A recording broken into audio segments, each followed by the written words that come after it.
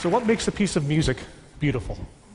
Well, most musicologists would argue that repetition is a key aspect of beauty. The idea that we take a melody, a motif, a musical idea, we repeat it, we set up the expectation for repetition, and then we either realize it or we break the repetition. And that's a key component of beauty. So if repetition and patterns are key to beauty, then what would the absence of patterns sound like if we wrote a piece of music that had no repetition whatsoever in it? That's actually an interesting mathematical question. Is it possible to write a piece of music that has no repetition whatsoever? It's not random. Random is easy.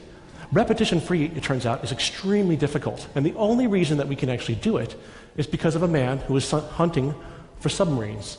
It turns out a guy who was trying to develop the world's perfect sonar ping solved the problem of writing pattern-free music. And that's what the topic of the talk is today. So, recall that in sonar you have a ship that sends out some sound in the water and it listens for an echo. The sound goes down, it echoes back, it goes down, it echoes back. The time it takes the sound to come back tells you how far away it is.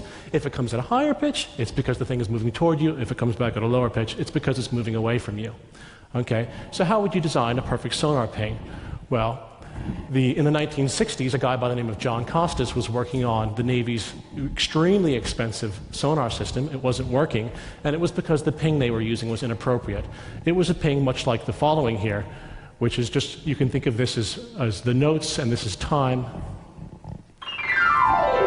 So that was the sonar ping they were using, a down chirp.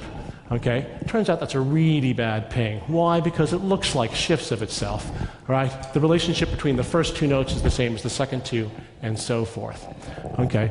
So he designed a different kind of sonar ping, one that looks random. These look like a random pattern of dots, but they're not. If you look very carefully, you may notice that, in fact, the relationship between each pair of dots is distinct. Nothing is ever repeated. The first two notes and every other pair of notes have a different relationship. Okay? So the fact that we know about these patterns is unusual. John Costas is the inventor of these patterns. This is a picture from 2006, shortly before his death. He was the sonar engineer working for the Navy. He was thinking about these patterns, and he was by hand able to come up with them to size 12 by 12. He couldn't go any further, and he thought, maybe they don't exist of any size bigger than 12. So he wrote a letter to the mathematician in the middle, who was a young mathematician in California at the time, Solomon Golem. Turns out that Solomon Golem was one of the most gifted discrete mathematicians of our time, and John asked Solomon if he could tell him the right reference to where these patterns were. There was no reference. Nobody had ever thought about a repetition, a pattern-free structure before. So Solomon Golem spent the summer thinking about the problem, and he relied on the mathematics of this gentleman here, Évariste Galois. Now, Galois is a very famous mathematician. He's famous because he invented a whole branch of mathematics which bears his name, called Galois field theory. It's the mathematics of prime numbers.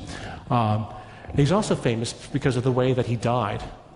So the story is that he stood up for the honor of a young woman. He was challenged to a duel, and he accepted.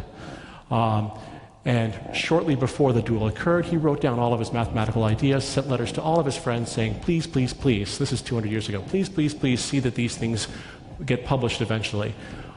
He then fought the duel, was shot, and died at age 20. The mathematics that runs your cell phones, the internet, that allows us to communicate that on DVDs, all comes from the mind of Évariste Galois, a mathematician who died 20 years young. So when you talk about the legacy that you leave, of course he couldn't have even anticipated the way that his mathematics would be used. Thankfully, his mathematics was eventually published. Solomon Golem realized that that mathematics was exactly the mathematics needed to solve the problem of creating a pattern-free structure. So he sent a letter back to John saying, turns out you can generate these patterns using prime number theory, and John then went about and solved the problem, the sonar problem for the Navy. So what do these patterns look like again? Well, here's a pattern here. This is an 88 by 88 sized Costas array. It's generated in a very simple way. Elementary school mathematics is sufficient to solve this problem. It's generated by repeatedly multiplying by the number 3. 1, 3, 9, 27, 81, 243. When I get to a bigger that's larger than 89, which happens to be prime, I keep taking 89s away until I get back below. And this will eventually fill the entire grid, 88 by 88 there happened to be 88 notes on the piano. So today we were going to have the world premiere of the world's first pattern-free piano sonata. So back to the question of music. So what makes music beautiful? Well, let's think about one of the most beautiful pieces ever written, Beethoven's Fifth Symphony, and the famous da-da-da-da motif. That motif occurs hundreds of times in the symphony, hundreds of times in the first movement alone, and also in all the other movements as well. So this repetition, the setting up of this repetition, is so important for beauty. So if we think about random music as being just random notes here, and over here is somehow Beethoven's fifth in some kind of pattern, if we wrote completely pattern-free music, it would be way out on the tail. In fact, the end of the tail of music would be these pattern-free structures. This music that we saw before, those stars on the grid, is far, far, far from random. It's perfectly pattern-free. It turns out that musicologists, a famous composer by the name of Arnold Schoenberg, thought of this in the 1930s, 40s, and 50s. His goal as a composer was to write music that would free music from tonal structure. We called it the emancipation of the dissonance. He created these structures called tone rows. This is a tone row there. It sounds a lot like a Costas array. Unfortunately, he died 10 years before Costas solved the problem of how you can mathematically create these structures. So today we're going to hear the world premiere of the perfect ping. This is an 88 by 88 sized Costas array mapped to notes on the piano, played using a structure called a Golem ruler for the rhythm, which means that the starting time of each pair of notes is distinct as well.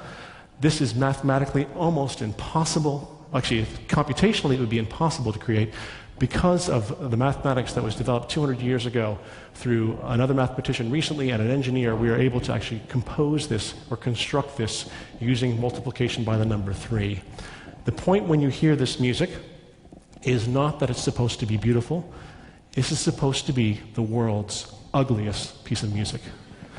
In fact, it's music that only a mathematician could write.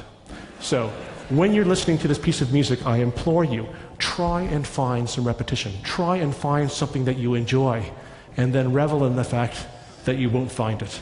Okay? So without further ado, Michael Linville, the director of chamber music at the New World Symphony, will perform the world premiere of The Perfect Ping.